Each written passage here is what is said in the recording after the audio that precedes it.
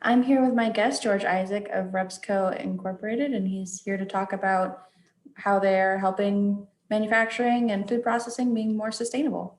George? Yes, good morning, Tara. Thanks for having me. It's great to be on with you. Just a little background about Repsco. Were incorporated way back in 1971. Our owner took over in the late 90s. And the company was based initially in Denver, Colorado, and it's actually one of the pioneers when it comes to slip sheets.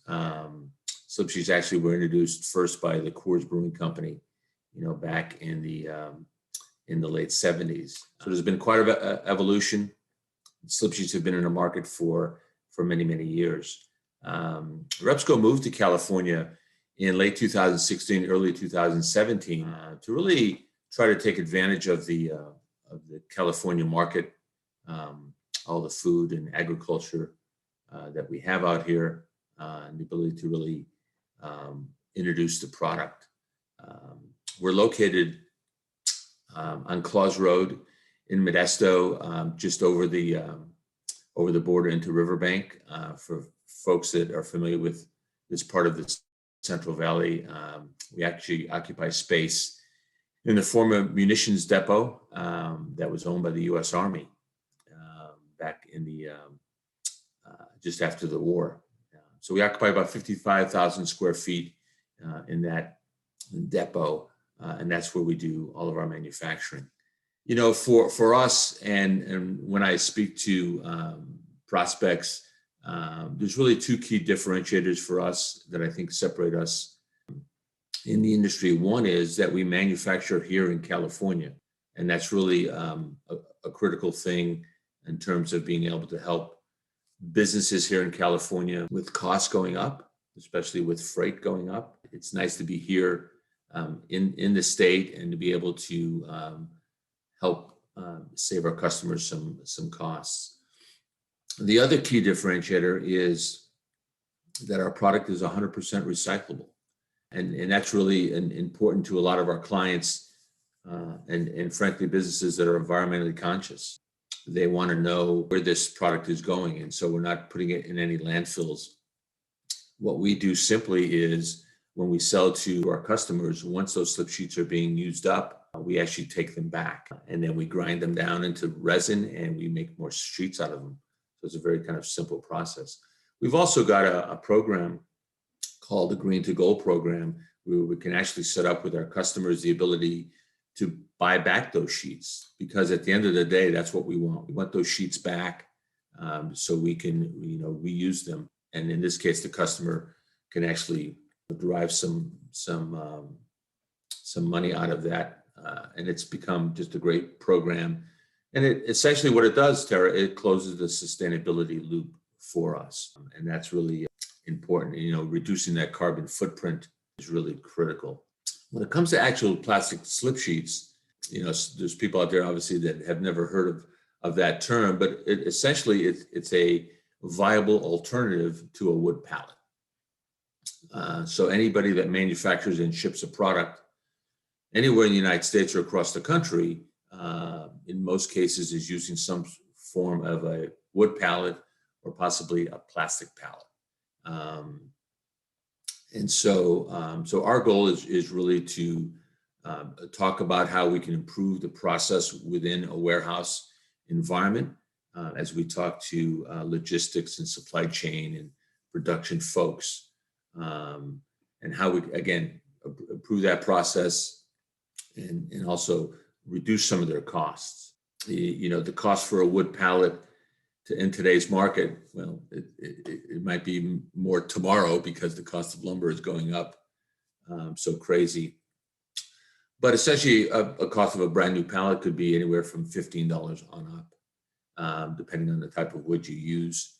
A lot of companies that purchase a lot of pallets purchase what we call refurbished pallets, and there's companies out there that recover those, make them whole again, and then sell them. And those can go for $5 or $6 a pallet. Our slip sheets generally on average about $2. So there's that really inherent cost. But more than that, it's, again, the ability to really decrease the bulk inside the warehouse. Slip sheets take up less space. They're adverse to water and humidity and heat, insects, all things that happen within a warehouse environment, not to mention a forklift driver accidentally bumping into a wall and breaking the wood pallet. So that's really important. Again, reducing bulk inside the warehouse. What does that mean? It means more product that the customer can put in his warehouse. And the same can be said when they load the truck too. More product inside the truck using the slip sheets as opposed to the pallet. And that's really a key thing. So those are the two huge differentiators for us, and really has allowed us to really start to grow here in California. What are some changes you've seen in the industry during the pandemic? It's been kind of interesting because have been deemed an essential business because we work in the food industry. And we'll talk a little bit more about that, about some of the verticals that we touch, but we're able to stay open all of 2020. And we really began to just see an increase in our growth. Again, I think a lot of companies, especially during 2020, were looking for ways to decrease their costs, lower their costs. And so they saw this as a real cost-saving mechanism, again, as a way to be kind of environmentally friendly. So we saw some pretty good positives, during 2020. And then slowly, as we come out of the pandemic, really being able to kind of come face to face with a lot of our clients as well.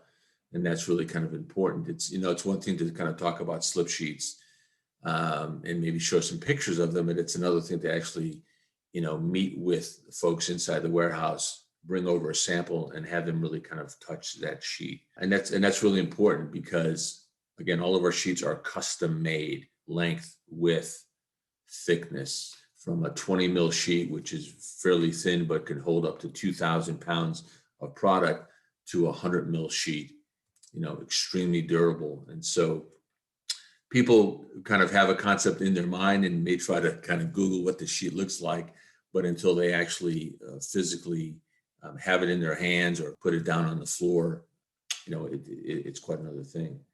And I think for your listeners and viewers, it's important to really kind of know how the slip sheet is used. So if I can, I'll go through kind of 2 or 3 different scenarios. Initially, I said it's a replacement for a wood pallet. And so, again, it's on the ground. The product is loaded on and then eventually strapped and put together that way. And so to pick up from the ground, the forklift has to have a special attachment called a push-pull unit with actually special forks that go under the sheet and then grab on both sides. So a normal pallet size is 48 by 40.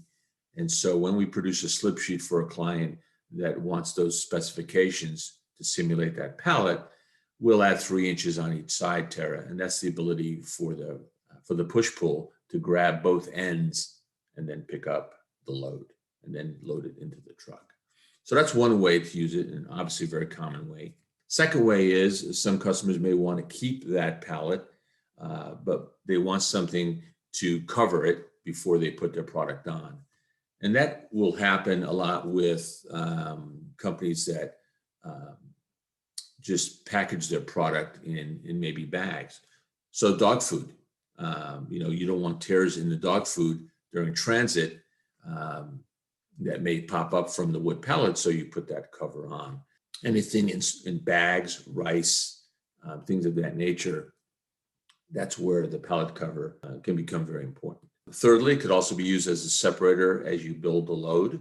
And some clients want that, as they put that together. And then finally, it could be used as what we call a top cap. We've got several dairy companies that we work with here locally that want that top cap to make sure that no dust or their product is not touched by any elements when it sits inside the warehouse, or when it goes into transit. So there's various uses for that.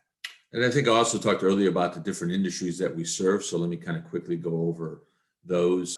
Any business in the food industry, and that runs a very wide gamut, is a client for us. So we deal with dairy, we deal with anything in cans, vegetables, anything like that, are all potential clients. Beverage is also a big client for us. Again, that's important. And then, of course, that includes the wine industry, which I think is an emerging market for us. And of course, we sit here in the Central Valley in the midst of all these vineyards and these wonderful wineries. And so there's great opportunity for us. And then finally, the nut industry is also an emerging industry for us as well. We've got some great clients in that space, and we'll continue to talk to more to kind of introduce that product. It's really far-reaching. I mean, cement, fertilizer, chemicals that are stored in boxes.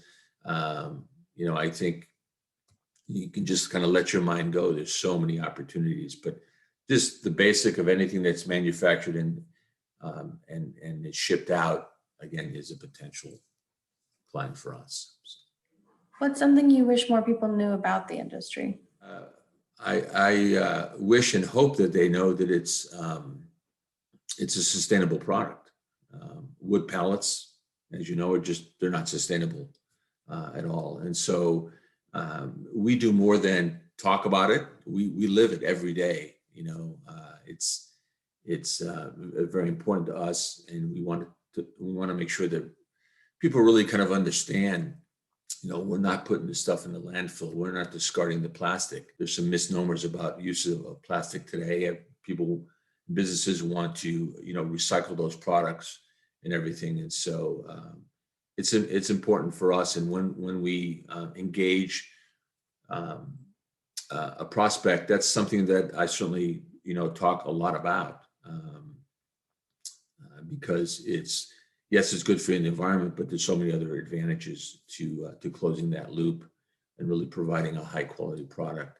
Over the years, we've emerged as the industry leader. And so we believe we are offer the most premium product in the industry.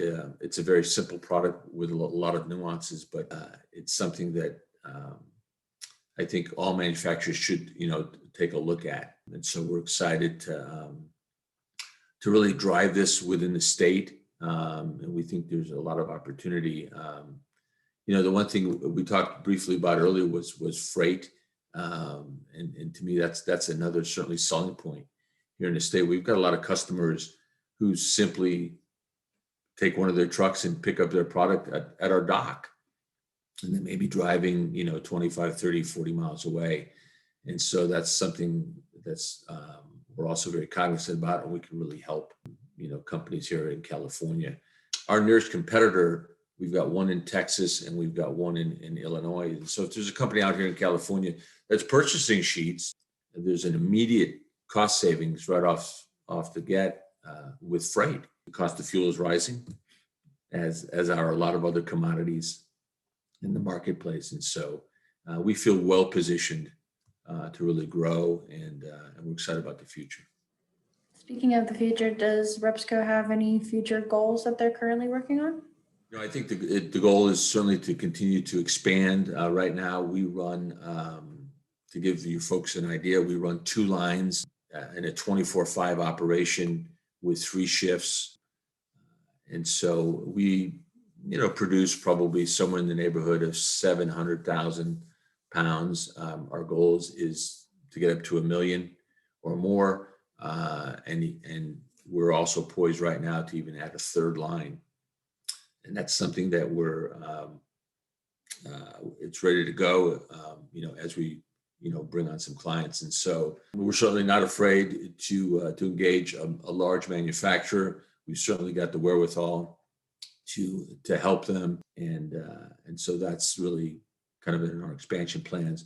We've also looking at developing maybe some other kind of products associated with the plastic slip sheet, a plastic tear sheet, which will rival fiber tear sheets. So a lot of people that we engage will say, yes, George, we use a plastic slip sheet. Well, they really don't. They use actually a fiber slip sheet, which is essentially paper. It's deemed as a one-time use, Tara, and it's not completely 100% recyclable. And so we're looking at an alternative of a plastic tear sheet.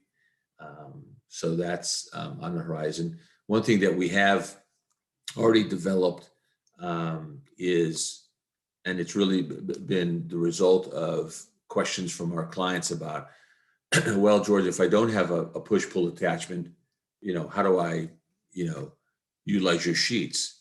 And so we've developed now what we call a master sheet. Again, a little thicker, probably about 40 or 50 mil, and it comes up on both sides with holes, bands where the straps go in. And so the product now could be loaded on the master sheet like that, strapped in, and then a regular forklift can go under that master sheet. So now not only can it be put into the truck, but now your end users can actually take them off without having a special attachment. So that's probably our most recent kind of addition to our standard slip sheet. So we're just trying to look at different ways that we can assist customers. Everyone's got their own idea of how their process works. When we go into these facilities, we look at that process, we look at the palletizer, we look at the way the product is being put together and then loaded, and just trying to offer some better alternatives, some environmentally alternatives, friendly alternatives, and frankly some cost savings. Again, some things coming up on the horizon that we're pretty jazzed about. Is there anything else you'd like to add before we close for the day? Other than if anyone's got any questions for me, they can reach me via email at gisaac@repsco.com. And they can also reach me via cell at area code 209-312-3700. I'd be happy to answer any questions. Would love to come out to the facility and actually meet and provide some samples for folks. So there's a lot of questions that need to be answered, and I'm here to do that. For meeting with me today. I hope you have a good day. Yeah, thanks, sir. I appreciate the time. Take care. Likewise.